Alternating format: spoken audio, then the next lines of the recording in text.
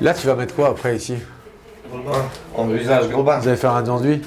Ah ouais, c'est beaucoup vieux, c'est beaucoup pas de vin.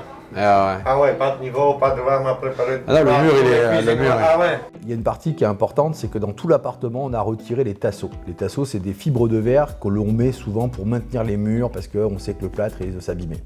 Le problème des tasseaux, c'est qu'ils se fossilisent presque avec le mur et quand on le retire, on a tout qui s'arrache. Donc après l'avoir retiré, il a fallu qu'on fasse des travaux de plafonnage, c'est-à-dire des enduits qu'on va mettre.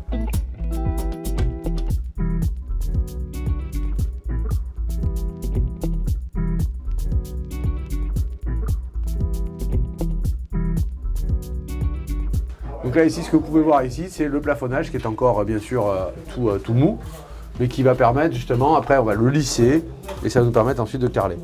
Il sent bon. Mais qu'ensuite, on va devoir égaliser de façon à ce que la structure soit parfaitement lisse. On a donc d'abord refait tous les angles des murs avec des cornières, plafonné tout autour.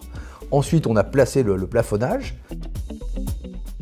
Donc ce qu'on va faire après, c'est que le soir, on va fermer, puis on va essayer de réchauffer la pièce. Parfois, on prend des déshumidificateurs, c'est-à-dire c'est des appareils qui permettent d'enlever l'humidité de façon à ce que ça sèche plus vite. Si vous peignez sur quelque chose qui n'est pas sec, vous aurez un mauvais rendu, vous aurez une peinture qui sera absorbée par le plafonnage et vous serez obligé de refaire des couches. On aura donc plus tard les meubles qui vont venir comme ça, dans le futur, et qui vont venir ici avec un îlot. Et on aura une cuisine complètement ouverte sur l'espace salle à manger.